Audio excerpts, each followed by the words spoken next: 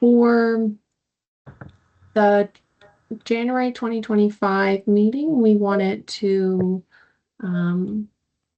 focus on weatherization, but we're also going to focus on some updates with WDR.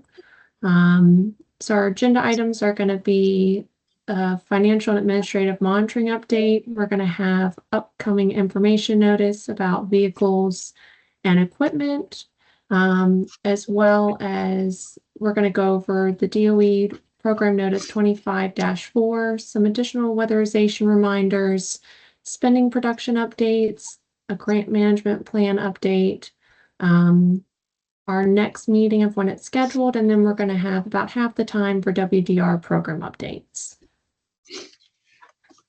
So to start off, we're going to go through weatherization updates and reminders. And Jennifer, I believe you're going to take over this portion.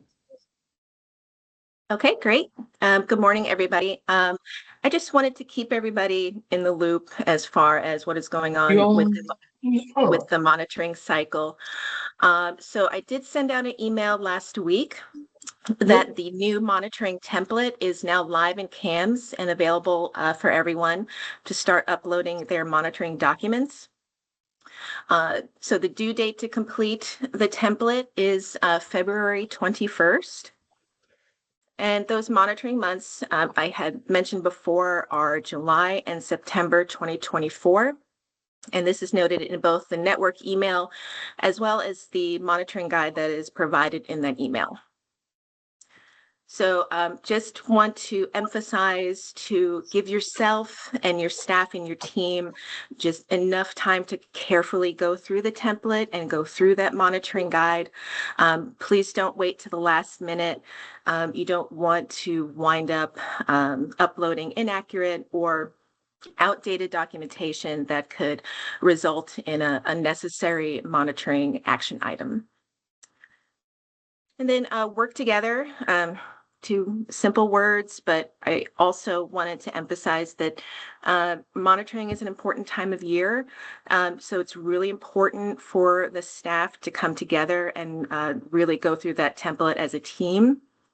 Because there's items that kind of cross the board between financial, programmatic, technical. So just really work together, I think, is your best plan for success. And as always, if you have any questions along the way regarding accessing CAMS or the documents that are being requested, as always, please reach out. And I wanted to just throw up a snapshot of what it looks like on your end when you access the template in CAMS. I know sometimes we haven't looked at it in a year, and sometimes there are questions as far as, hey, I can't find the template. So just to make sure you know that you're going to be in project management. And remember, the program name is the 2024-2025 Weatherization Assistance Program. And you're going to find that template under the Reports and Document tab. And it's typically toward the bottom. And it also has that, that due date as well there for you. Next slide. This is just kind of let you all know that last year around this time, we released an information notice just giving guidance on vehicles and equipment. So now that we've had some updates to the uniform guidance, we wanted to update that information notice, and that will be going out, I believe, sometime this month. And the notice will include that update of the procurement threshold from $5,000 to $10,000. And I'm also updating the contact information for the vehicle and equipment purchases and disposal to reflect our new staff member, Nicole Branch. And this notice will also include just an instructional overview of submitting those purchase and disposal requests, along with some important tips and reminders. And along in that notice will be some helpful attachments and resource links, the blank purchase and disposal request forms if you do not already have them, that lease versus purchase analysis template, and then other links to documents covering DOE requirements.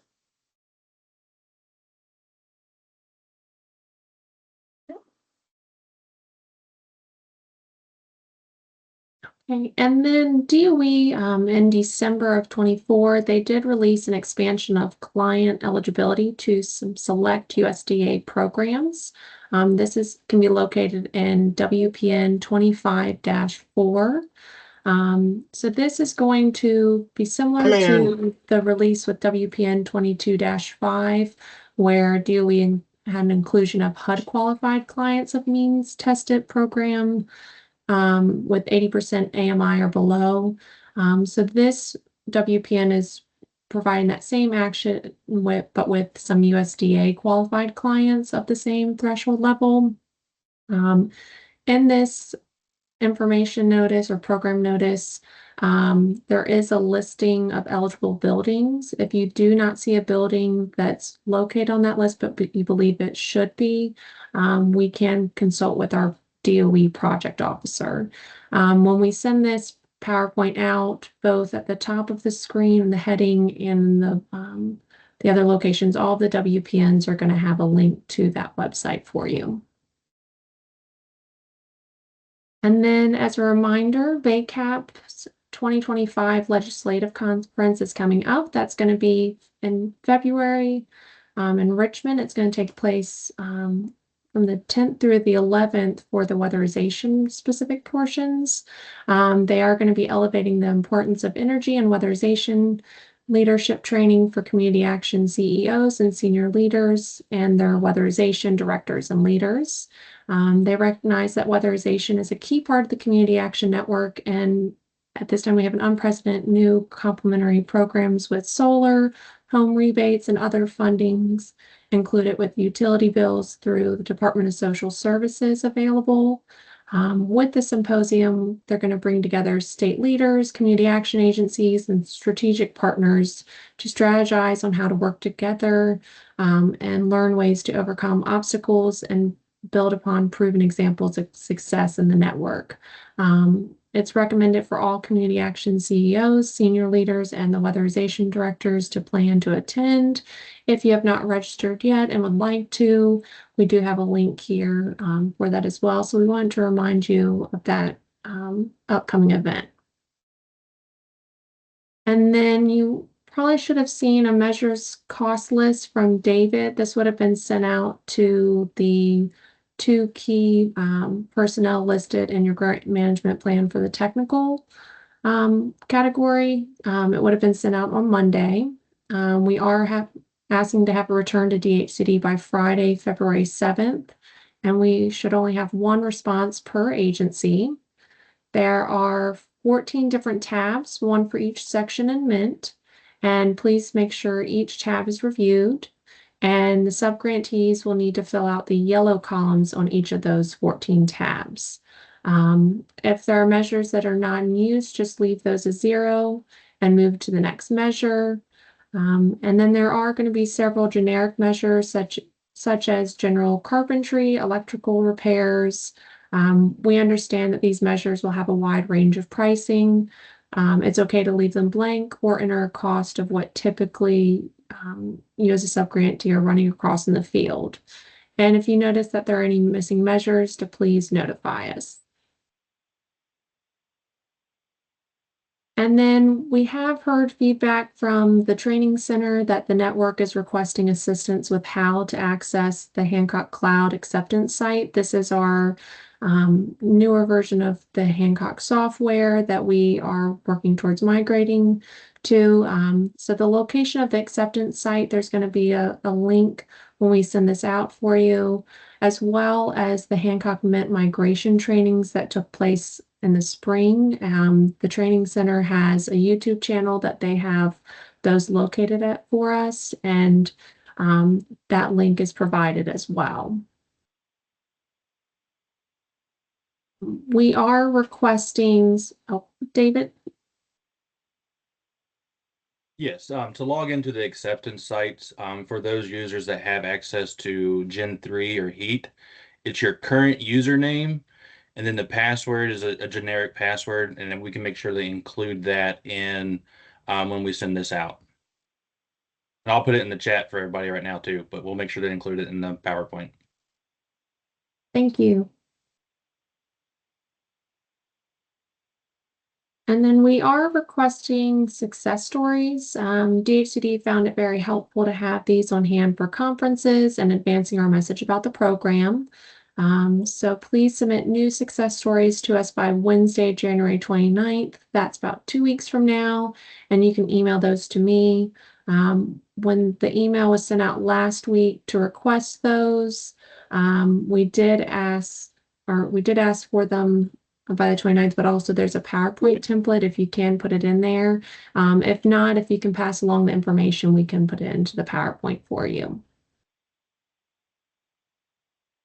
And then to our spending priority reminders, this slide probably looks pretty familiar to you now, but just as a reminder for program year 22 and 23 for both the readiness funds and for the annual formula DOE funds, those amendments ran through December 31st of 24. On a case-by-case basis, we will be allowing some amendments to possibly go through beyond that date. We're going to be evaluating that within the next week or so. And our top priority is to really spend out these DOE annual formula funds, as well as our readiness funds. We are behind in where we should be. We are in the third year of the 3-year grant cycle. That closed this summer, but really that pushes through for program year 24 that work needs to be completed by the end of May. But final invoices in by June 6th. As a reminder, the readiness jobs must result in a DOE or bill completion. So this really puts us at, ideally you would need all of your readiness jobs completed probably in March to be able to have them result in DOE or bill by the completion date that we have for this grant cycle so that we do not have to return those funds. And then if a subgrantee has a bill invoice that's submitted, but you still have DOE funds remaining, just as a reminder from last month, DHCD will be reaching out to inquire why a bill invoice was submitted rather than DOE. You'll see in the next several slides, we are behind where we should be with DOE, so we really do need to push forward with prioritizing that funding. And we're just trying to ensure that we spend out in time and in the most efficient way possible. So we're going to have the weatherization update in the next few slides. This is going to provide the ACPU levels, health and safety percentages, spending balances, and a production count. And it'll be on the network level for all of those, except for the health and safety percentages is not broken out by the subgrantee level. So for our network ACPU levels, you'll see for program year 22 and 23, we are below the required levels. For 24, on the annual formula funds for DOE, we are fairly elevated, so we will have to work on bringing that down. That's something that DOE closely will monitor as well. LIHEAP, we are the most elevated. We do have some flexibility there with an exception in the state plan. But we really do still need to bring that down because otherwise there will be questions of why it's so elevated. And then bill, it's gone down a little, but it's still fairly elevated. And that is something that DOE and DHCD we are closely looking at, and we'll have to make sure that we work on bringing down. For the health and safety percentages at the network level, for DOE 22, we're at 10.62%. DOE 23, it's 13.5%. DOE 24, we're only at 3%. LIHEAP, about the same at 3%, and bill, about 6.5%. The cap across all of the funding sources is 15%, but we do have flexibility with LIHEAP. So if you need additional health and safety funds, if you need to move those funds from one budget category into health and safety, LIHEAP would be your more flexible option. And on this screen, you're going to see the DOE 22. We're about to close out. There have been no changes since the last meeting, so I'm not going to spend much time on this slide.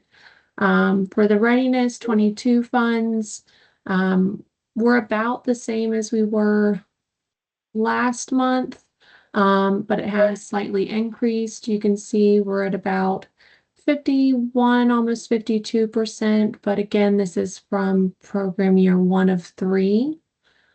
So we really do need to push on spending those funds. For DOE 23, these would be the annual formula funds. We are getting closer to wrapping these up, but we do have some funds that are still remaining. So we are working on having those closed out. And then 23 readiness funds, we're at 6.72%. This would be the second year of the 3-year grant cycle. And for DOE 24, you're going to see we're at 20.2%. So ideally, we would want to be closer to the 50% mark. So we do have some work to do there. But again, you're going to see from DHCD, we're going to be prioritizing the annual formula funds and readiness funds being spent out by the required time frame. For DOE 24 readiness funds, we're at 3%. And then for LIHEAP, we're at about 17% for the invoices that have been approved to this point. So we're a little bit behind, but we're close to where we would want to be at this point. For bill, we're at about 54%. But again, as stated earlier, we would want to make sure that we do work on that ACPU level. And then just as a highlight, with the holidays, some of these invoices that are in progress that have been submitted but have not been reviewed are not reflected on the prior slides. But since we're at that 50 halfway or 50% mark of some of those program years, we wanted to make sure you could see where we would be if all of the current submitted invoices were approved, because there has been a good effort by the end of the year, calendar year, and the beginning of last week, trying to get more invoices submitted in. So for DOE 22 and 23, there are currently no pending invoices, so you're not going to see a change there. They're both going to be in that mid to higher 90% range. We still need to work on closing them out, but we're almost there. There's just a few subgrantees that we're working with. For WRF 22, we have 99,000 that's currently in review. So that would push us up to 85%, almost 86% of the spending, which is great. We do need to be at that 100% level, but that's very beneficial to see how much of an increase that we have right there. For 23, we're at about 47,000 that's in review at this time. So that would push us up to 15%. For DOE 24, we have about 101,000, which would push us up to 22.7%.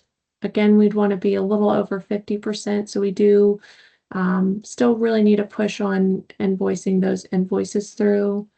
For WRF 24, we have about 12,000 currently in review on the submitted status. So that pushes us up to 5.23%. Yes, Megan, did you have a question? Yeah, sorry. Just didn't know if DHCD knew at what point or what still needs to happen for DHCD to request the additional 50% of bill funds. I do not have a slide on it for this point. I could look back at, we have to meet certain benchmarks. The one that's for the sub-grantee level that's most impactful is the number of units. For my understanding, I don't believe we've hit that mark. I can pull that information. So when we send out the PowerPoint and how to access the recording, we can give you the update of what that benchmark was and where we are. But that's the most, I think that's the only one that's really going to impact the sub-grantee. Most of the other benchmarks are just ensuring that we have the monitoring percentage that we need, that all of the jobs are QCI'd. It's items that we're already doing or working towards.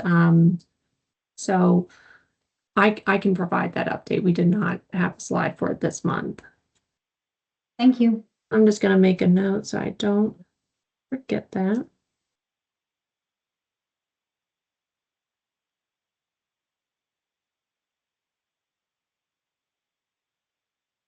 Okay.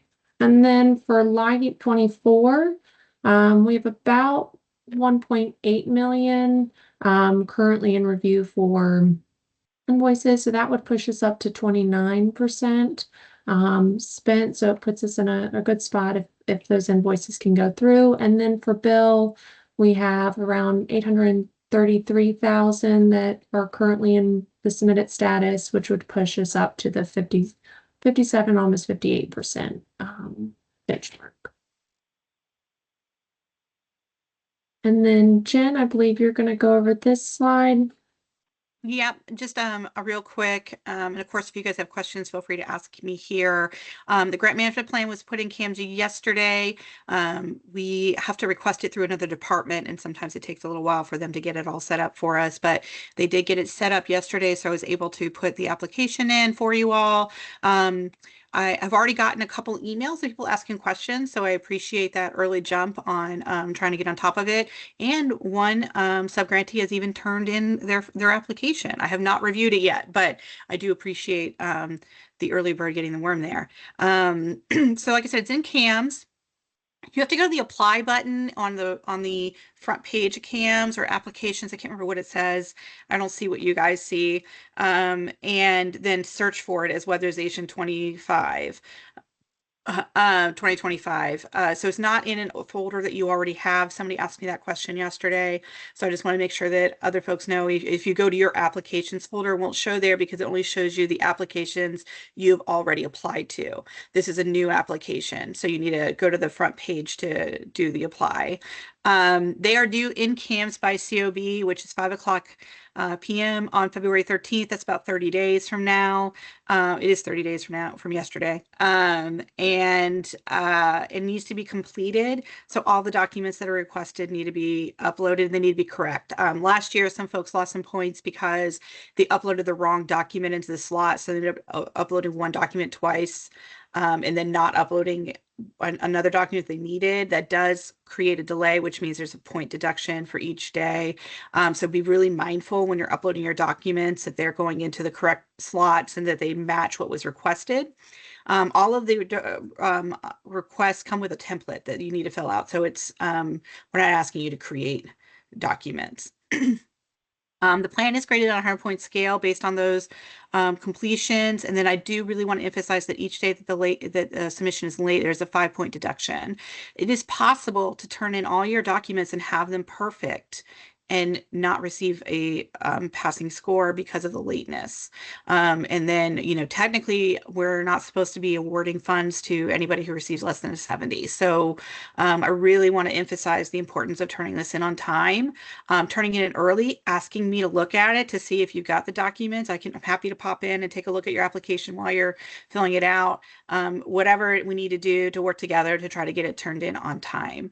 I also want to remind you that there is 3 new budget categories that is in the budget document that was uploaded yesterday for the client intake, energy audit, and QCI. Please utilize those to your best of ability. I know this is a little bit of a guessing game. You may have to look at your financials and figure out how much you're really dedicating towards each of these, but we do plan on moving forward with these categories for the next grant cycle. And so if you put a 0, you know, you may not get anything awarded in that, and that could affect your ACPU. Or we may decide to award you funds and it's not enough, or it's too much, and we have to do budget, you know, changes later. And then because we don't have a budget yet, because we all know that Congress is a silly place, we are asking you to use last year's budget. This is pretty much the same every year. We don't get a budget until right at the end, when they decide it's finally time to pass a budget. And so I don't have the numbers. We do have some predictions based on historical increases over the years, but it is just a prediction. So I would prefer if everybody please use last year's budget for their allocation, being mindful that you need to add in 3 new categories. I know it's complicated. If you got questions, please ask me. I'm happy to walk through it for you. We can do a Zoom meeting or Teams meeting and look at your documents and go through it. And yeah, like I said, please reach out to me as soon as possible. I think, did I see something in the chat? Yes, there's a question from Keith. I'm new to this process, but is a grant management plan a unique document, or is a GMP made up of various documents uploaded? Hi, Keith. It is made up of various documents. So there is a section where there's a narrative explanation where you just talk about your program. And then there is a section for required documents or attachments. All of those attachments have a template. So you just need to download the template and fill it out. And then most of the documents, not all, but most of the documents need to be signed by an official signer for your organization. Typically that's your CEO, your president, your chair, whoever, but you may have other people authorized in your agency to sign documents on behalf of your agency. So one of the signers has to sign. That is a really good point, Alicia. It's not on the slide, but I would recommend reaching out to fellow WAG members. They can be really beneficial in assisting you. Some folks on this call are real old hacks at this. They can do this in their sleep. They understand the process. It's been the same for like 10 years. So definitely reach out to other organizations for help. And thanks, Alicia, for making that point. Anybody else have any other questions for me did I go too fast? Jennifer? Yeah. Can you hear me, Jennifer? This is Stephen. Yeah, hi, Stephen.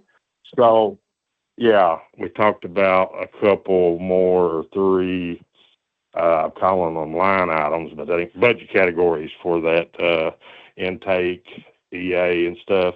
That's just DOE, correct? Or That's just DOE, correct. It's not in the LIHEAP section. yeah, okay. Thank you. Thanks for asking that question. I think probably other people have that too.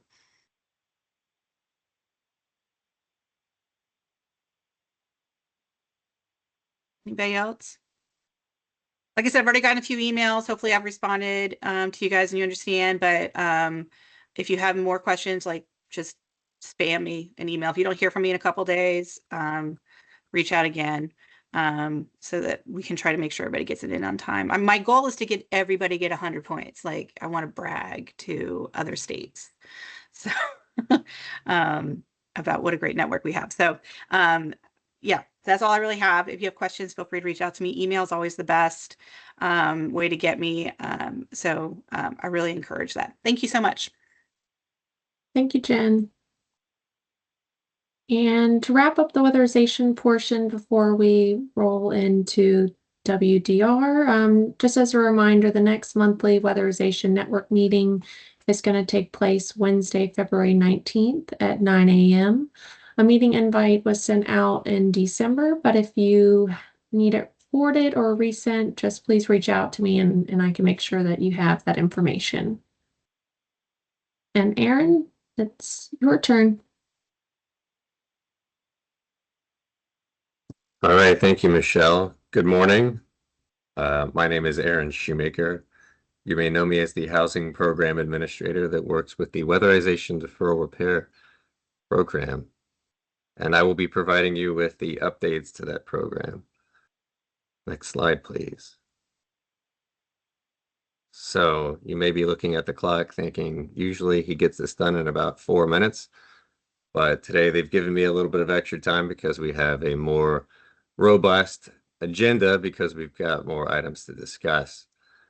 So I will be sharing I guess we're calling it the WDR scorecard with the updates to the numbers and the dollar figures, but we're going to be actually speeding through that pretty quickly. I'll briefly discuss the grant extensions because the bulk of this presentation will be focused around the proposed changes to the WDR program manual. I sent out the final draft of that for the comment period about an hour ago. So if you haven't had a chance to read through it prior to this presentation, it's okay. But yeah, this is part of the 6-month update process which we have been doing since we implemented that a couple of years ago. And I'll also be discussing the couple of updated forms, and I attached the drafts of those to that email as well. So next slide, please. So this is the first year of the WDR grant agreements. This slide is actually, I think, almost identical to the one last month, so not a whole lot to discuss here. Just have a few partners who are going to be spending these funds as they get production. I will say that 0.6% is the remaining dollar amount or remaining percentage of the dollar amount of that original allocation. So we're almost done with the first year. Next slide. So the second year of the WDR grant agreements, and we have 23% remaining. We have one partner that makes that percentage higher, but people have consistently been spending this money out as well. Next slide. And similarly, we have just 3 partners remaining that are spending out the 23-24 budget, with 13.5% of those funds that went into the grant agreements for this. Next slide. And here we have the final 2-year WDR budgets, and it's a positive thing that we're seeing that, yes, while people are starting to spend this, we do have a significant amount of money to continue this program. And there you have 95.2% remaining of the 2-year grant agreement. Next slide. These are the updates to the production numbers for the entire network for WDR. So it's based on remittances submitted and approved. And so the total production, total homes served is almost 2,000. Now that we've closed out 2024, technically, we have that. So that's excellent to see that we've had continued production with this program, and that the numbers are as high as they are, that we've served last year the most single family homes that we've served in any year. The only reason that the number is lower for total homes is just because there were fewer large multifamily projects. But in general, from a remittance and report reviewing standpoint, the 2024 was y'all gave us the most work. And that's a very positive thing that we've had such consistent and increasing production.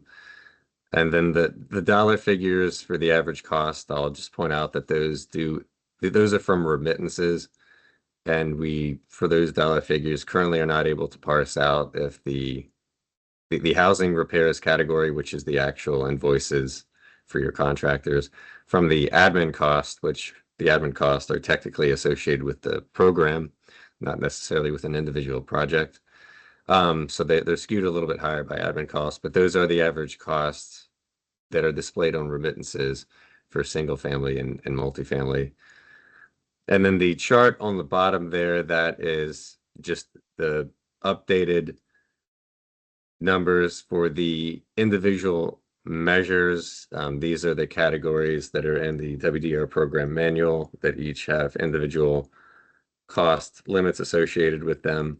And as usual, the trends have stayed the same, with HVAC, roof being number 1 and number 2 respectively, structural, and so forth.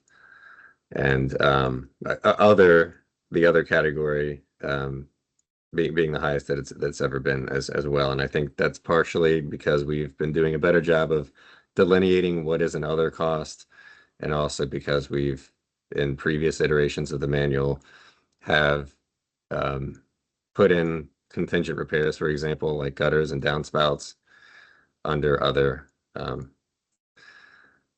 So that being said, if you see these numbers change in any of these years in a future presentation, the result of that, or the reason that is happening, is because we are every 6 months, I try to do a CAMS cleanup to ensure that the duplicates are removed from the system. And so if there's any duplicates removed, or any duplicates currently in CAMS, and they're on our spreadsheet, that they are counted, and they do. So, there's not going to be fewer projects served. It's just a matter of doing that CAMS cleanup, and we're in the middle of that right now. And some of you have gotten emails from me requesting, cleaner data fields in CAMS, particularly in the initial setup report.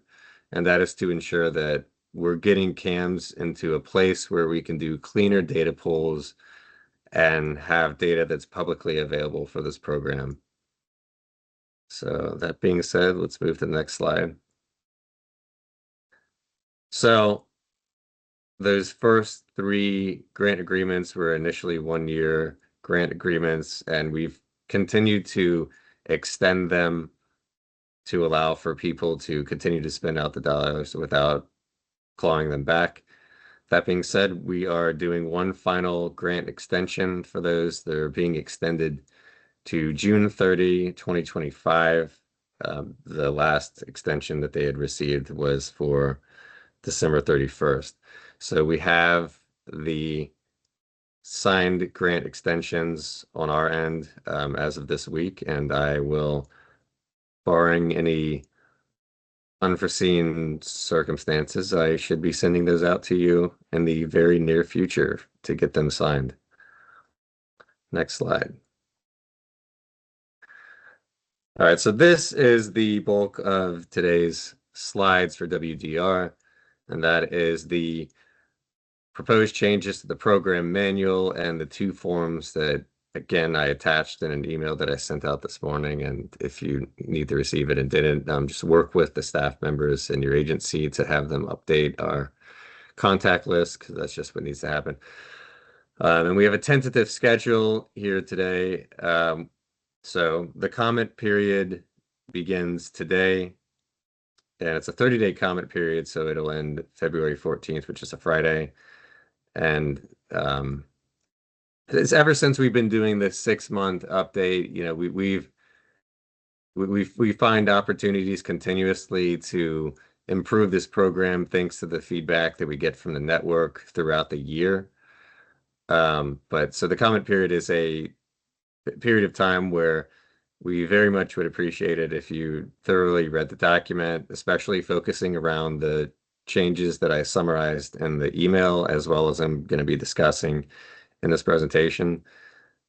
We have never sent out a final document of the program manual that was identical to the one we sent out for the comment period. And this is because the comments and feedback we get from the network are absolutely necessary for us improving this document. So thank you in advance for the feedback that you're going to give. And I know you will, because we've gotten some great feedback in the past. And this is a tentative schedule because, we do the best we can. And the following Friday is what we're aiming for, the 21st of February, for sending out the final document and getting it on the website, along with the two updated forms. So the following Monday is when, again, tentative, but our aim here is to have it active that following Monday. So any initial setup reports and remittances submitted will apply under these new rules. So with that, again, I just want to say that this is a very important process for updating this program and improving it. And, we're continuously always trying to find the right balance between prescriptivism and flexibility with this program. So with that, let's get into the proposed changes that we would like feedback on. All right, so I'll start by discussing updates to the forms that were attached. So this is the WDR application form and homeowner agreement. This is submitted for every WDR project, and it is a requirement for the WDR initial setup report. The change here is that on the first page of that document, we added a client income certification date, and the manual for WDR has always indicated that the income certification is done through WAP, or previously we allowed for utility, but that's no longer a thing. So this is a way for us to ensure that the income certification is being verified by the staff at your agency who work with WDR, because we understand it's not always the same staff as those who work with weatherization and Hancock. And we review this. I review every single setup report and remittance alongside with the entries that are in Hancock to ensure that the data fields match what is in Hancock. And if not, then we can address the discrepancies. So page 7 of the program manual has a line that we added in, just emphasizing what was already being done in practice, and that's that client income eligibility for WDR is based on the date of WAP certification. And the screenshot there is a screen grab, a part of that form that I mentioned, with a nice arrow letting you know where you're going to add the income certification date. Next slide, please. So this is another update to that same form, the application form and homeowner agreement. We've added a draft of a page 2 for this, and that's where you will be putting in a funding plan for the WDR work that's being done. Again, this is specifically the WDR work. This is not all of the funding streams going into the work done for this particular client. It is our intent is to have this being required for every single initial setup report. So this is where we move the total cost of materials and labor to this page. And then 6 months ago, when we did the other update, we clarified, we were more prescriptive on there being a impetus for field visits for high cost projects being defined as $35,000 or more. And so this will be a place where you can provide preliminary justification or explanation for, why this is a high cost job. And many of you are already doing this, via email and the additional details data field in the CAMS report. You're welcome to continue to do so, but we also have it here since it fits with the theme of the funding plan draft table that's right there. We tried to come up with a list of the funding streams that made the most sense, that we have been seeing rated with WDR. Again, this is for the WDR work. I want to emphasize that this is not, all the other end. If you're doing the weatherization work, we don't need to see that here unless it's something that you're splitting between a WDR measure. And this is something we mentioned on page 14 of the program manual.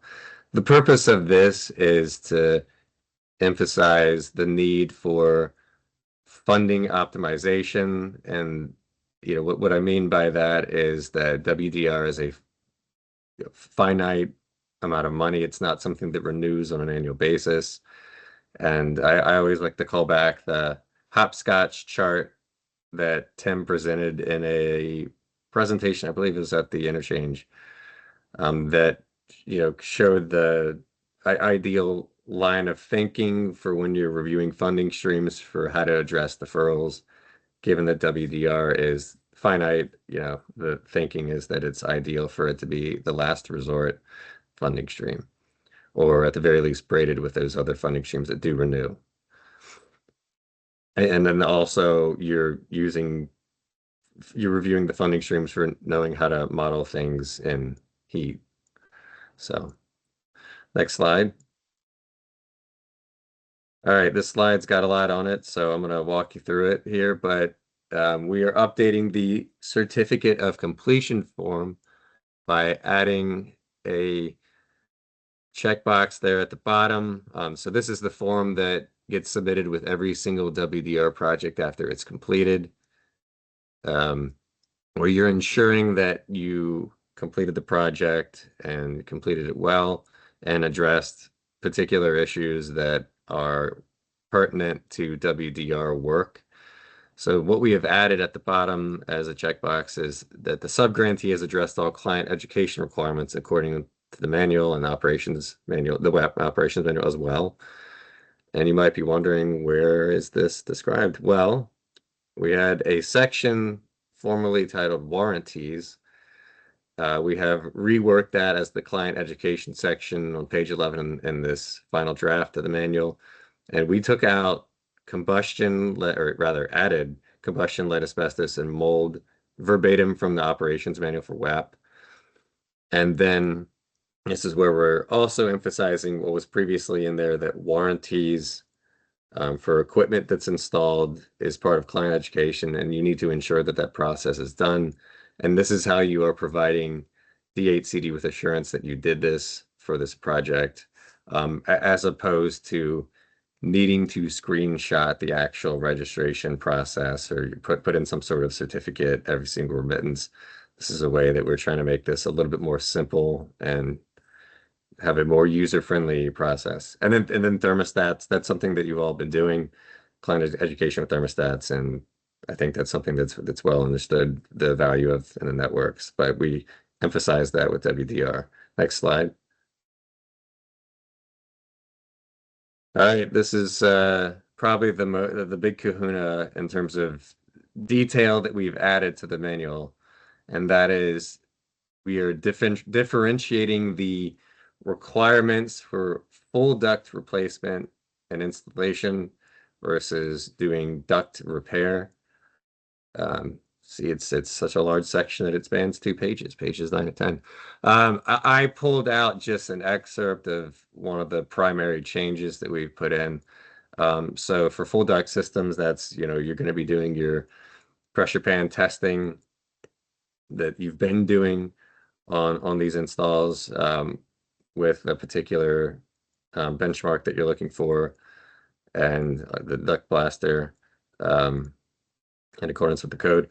For partial duct systems, where we're stating, as this proposed final draft, that no pressure pin readings or duct blasting tests are necessary at this stage for partial duct systems. And photographic documentation, as usual, is required for everything. This is not all of the text from this section. I just pulled out an excerpt. I do anticipate this is where we're going to get the bulk of the questions for this particular manual update. So I wanted to highlight this and say, please review the program manual for full details. We want this to be absolutely clear.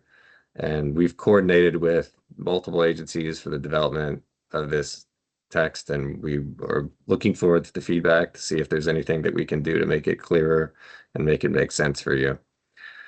So again, please review the program manual for this section to see how we have fleshed it out in the final draft. Next slide. So I think almost every single update we do, we try to find something to make change orders and the requirements for them be a little bit clearer, just because it's such a common thing, and the CAMS process being what it is, that we can't go back and change WDR initial setup reports. We've tried to find the happy medium between addressing those by doing that new full review when the scope of work changes significantly for a project, and when we can just have it addressed, with an email to get it in writing and then have it documented. So we have become more prescriptive with this in this final draft, and that is as follows. For all change orders that are above $2,000 and or you're adding a new subcontractor or changing one out and or including a new repair measure, so doing electrical work, for example, where you're previously not doing any electrical work, please reach out with an email to us. And this is where, barring some circumstances, a new WDR initial setup report will be required. And when we approve that, assuming that we approve it, we remove the original from the system. And again, this is to prevent having duplicates and CAMs as part of this cleanup process. We really are trying to get better data from CAMs. And then change orders below $2,000 and also within the approved scope. An example is when you're putting in plywood for a roof, more plywood than was anticipated, for example. This is something that we have been taking care of via an email communicating the details. Can also communicate, how much expediency you need for these, if it's something that's dire for the client. And then you'll put the documentation in the WDR remittance as you have been doing. Next slide. All right. Another substantial clarification and change from the original, and that is previously we had an advance payment or partial payment system. Those terms had been used interchangeably, and that led to some confusion as to what this was. Previously, there was the ability to request 10% advance payment or partial payment for a project just with the application signing, and then 60% and up to 10 and up to 60% with materials, equipment, delivery proof. This is very underutilized. And we anticipate that the reason that is due to needing more clarity, and also due to the fact that we're submitting 3 remittances for a project in some cases. So we had internal discussions about what made the most sense, and condensing it into one partial payment remittance that is up to half the total cost that's in the approved WDR initial setup report. So that's the cost in the data field and also the application form. That's what is going to be allowable. And the supporting documentation for this will be the cover sheet, as with all remittances for this program.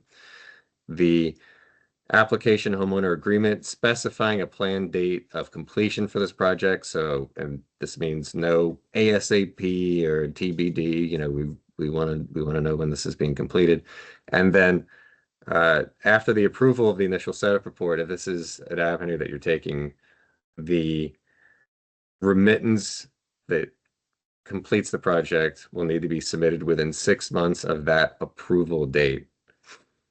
And then to demonstrate material equipment delivery, we want to see a financial document, an invoice, and then also documentation of delivery to the job site, in the form of shipping manifest, photos of the materials on site, photos of work in progress, and so forth. So again, this is something that's not been utilized, and when it's been utilized in the past, there has been confusion with it. So this is where we decided to take it in hopes that it's clearer. All right, next slide. All right, we have a few minutes if you have any questions at this time, but you can go back because I'll touch on that. But again, to reemphasize, the comment period begins today. I sent out the 2 forms that we have updated with the changes, as well as the WDR program manual with these changes in them. I summarized them in the email.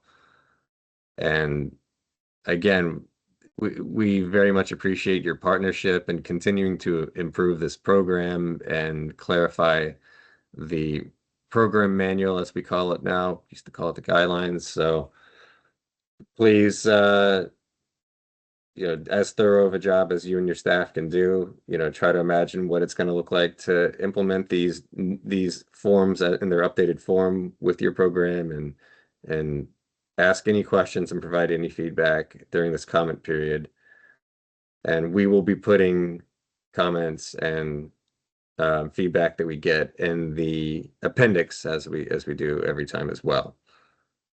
All right, we have 4 minutes for questions.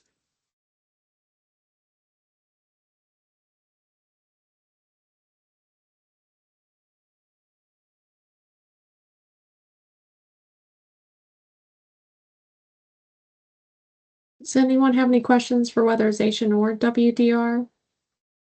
You can either reach out in the chat or unmute yourself, and always feel free to email us as well if you want to reach out separately.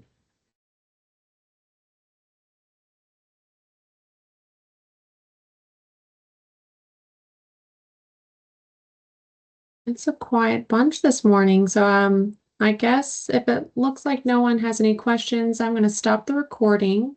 We're too cold to ask questions today. I understand. Let me make sure.